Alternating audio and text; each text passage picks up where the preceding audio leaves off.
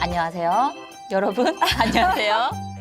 봄쌀 에디터입니다. 안녕하세요. 산부인과 의사 류지원입니다. 여러분한테 먼저 인사를 해야 되는데. 그렇죠. 이제 카메라를 좀 의식을 해서 전문 방송인답게 저희 전문인가요?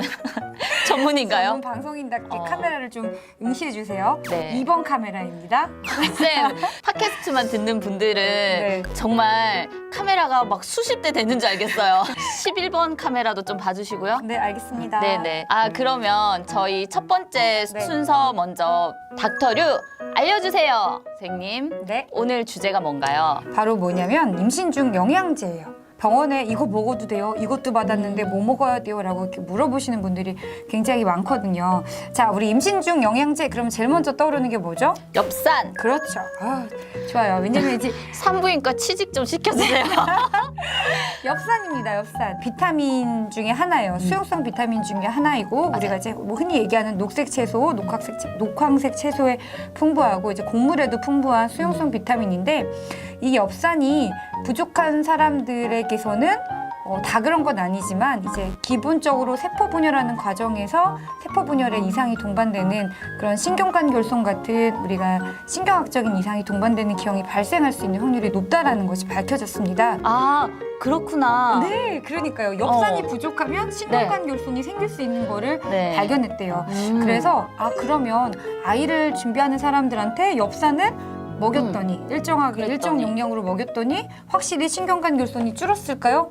네. 맞아요. 줄었대요. 그러면 뭐 안 먹을 이유가 없겠죠. 그렇네요. 그렇죠. 물론 이제 옛날 어른들은 그냥 뭐 야채 잘 먹으면 돼, 밥 잘 먹으면 돼 이렇게 말씀은 하셨지만 그게 우리가 식생활이라는 게 어떻게 단정 지을 수는 없기 때문에 우리가 임신을 계획을 한다면 엽산은 꼭 챙겨 드시는 게 좋습니다. 용량이 굉장히 많이 나와요. 어떤 분은 400짜리 먹어요, 800짜리 먹어요, 1mg짜리 먹어요 이러는데 실질적으로 임신 중 엽산의 요구량은 600 마이크로그램입니다. 그런데 평상시 정말로 그냥 뭐 보통 너무 특이하게 식사를 안 하시는 분들 빼놓고 대부분의 일반적인 사람들은 최소한 200 정도는 먹기 때문에 저희가 흔히 얘기하는 엽산의 요구량은 400 마이크로그램이고요.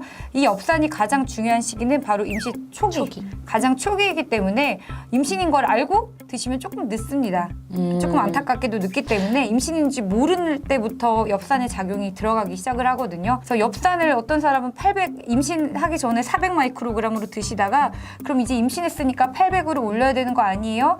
뭐 1mg으로 올려야 되는 거 아니에요? 라고 하는데 현재까지는 400을 먹으나 600을 먹으나 800을 먹으나 그거의 농도에 따른 그 용량에 따른 차이점은 없습니다.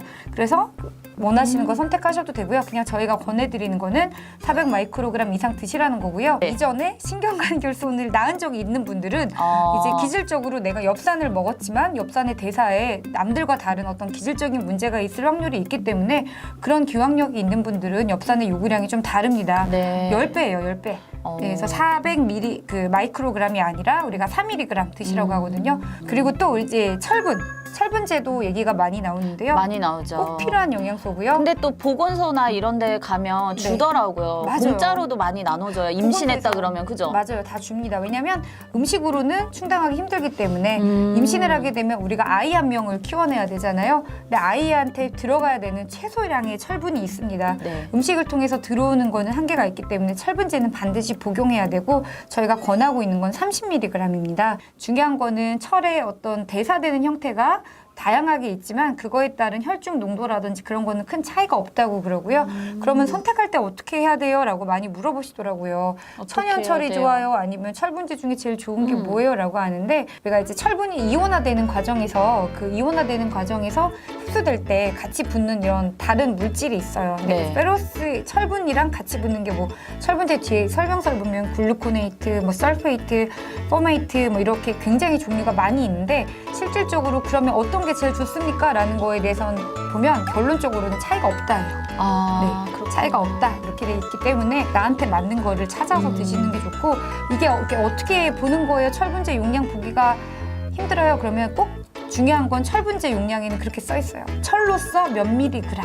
산모용에는 철로서 몇 미리그램 이렇게 써 있거든요. 일반인들이 먹는 거에는 5에서 10mg 정도 들어있기 때문에 반드시 산모용으로 사시고 또 그 산모용이라도 20짜리도 있고 25짜리도 있는데 최소 27mg 이상 드시는 게 좋기 때문에 이왕이면 30mg 이상 되는 거를 드세요. 철분제를 먹었는데도 저희가 꼭 원칙적으로 임신 중반에 빈혈이 잘 조절되고 있는지 체크를 한번 해보거든요.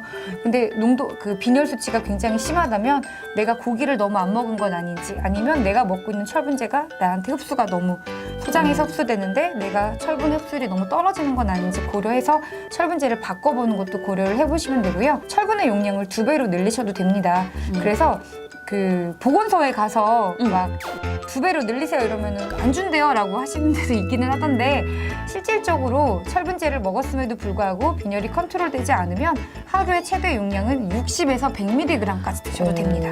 100mg 넘어가면 어떻게 할까요? 어떻게 되나요? 100mg 넘어가면 의미가 없습니다. 아, 어차피 다 그렇죠. 빠져나가나요? 응가로 나가고 막 고생만 합니다. 변은 변대로 못 보고 내가 먹는다고 흡수되는 거는 소장에서 하루에 흡수할 수 있는 거에는 한계가 있고, 또 철분제에 너무 과량 복용이 부작용이 있기 때문에 하루 기준치는 100mg이기 때문에 애초에 쌍둥이들은 시작부터 60mg을 합니다. 그래서 60mg에서 80mg 정도는 부담 없이 드셔도 되니까 빈혈이 있다? 그러면 철분제는 2배로 늘리셔도 됩니다. 선생님 오늘 진짜 입에 못 터던 것처럼 장난 아닌데요? 너무 할 얘기가 많아요. 자, 말 나온 김에 또 하나가 있어요. 외국에서 오신 분들은 임신하면 요오드 선물 많이 받아요. 우리나라는 요오드 영양제 하면 무지 이럴 거예요. 우리가 임신 중에 부족하기 쉬워서 꼭 먹어줘야 되는 것 중에 하나가 바로 아까 제가 얘기한 엽산, 그다음에 철분, 그리고 바로 요드입니다.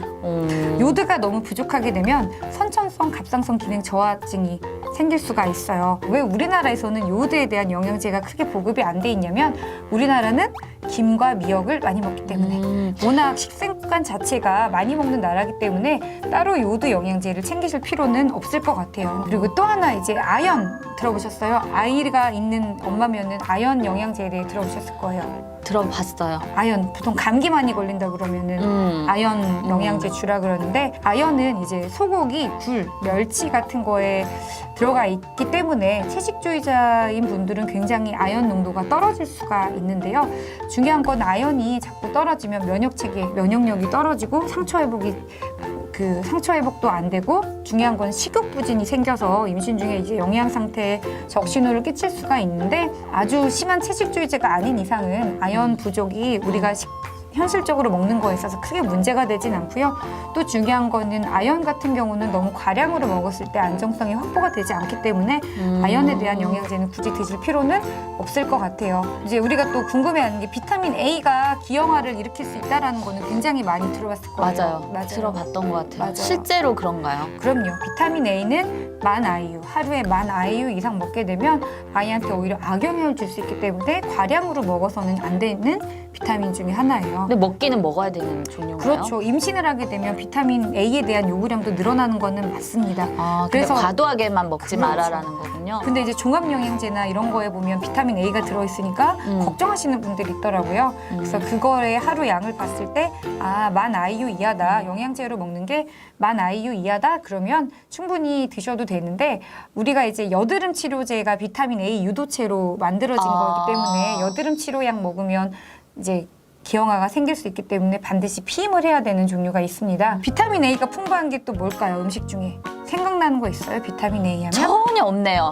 당근. 아, 당근. 당근에 들어있는 비타민 A의 유도체인 베타카로틴은 기형아와 상관없습니다. 당근은 그래요? 드셔도 됩니다. 네. 또 할 게 있어요. 너무 많죠? 네. 오늘 비타민 B12. 이제 동물성 식품에 들어있는데, 실제로 저는 이런 환자를 봤어요. 고기를 되게 안 드시는 분인데 피 검사를 했더니 너무 심하게 다 떨어져 있는 거예요. 빈혈이랑 혈소판이랑 다 떨어져 있는데, 결국에는 비타민 B12가 너무 부족해서 그랬던 건데, 채식주의자인 경우는 이런 동물성 음식에서만 들어오는 비타민 B12 등이 부족할 수 있는데, 이렇게 되면 심각한 빈혈을 일으킬 수 있기 때문에 조심하셔야 되고요. 비타민 C는 우리 레모나나 이렇게 맛있는 걸로도 많이 먹고, 음료도 있고 되게 일상생활에서 많이 먹잖아요. 과량으로 드시면 비타민 B12의 흡수를 억제하기 때문에 좋지 않아요. 그래서 임신 중에는 비타민 C도 과량으로 먹는 거는 자제하시는 게 좋습니다.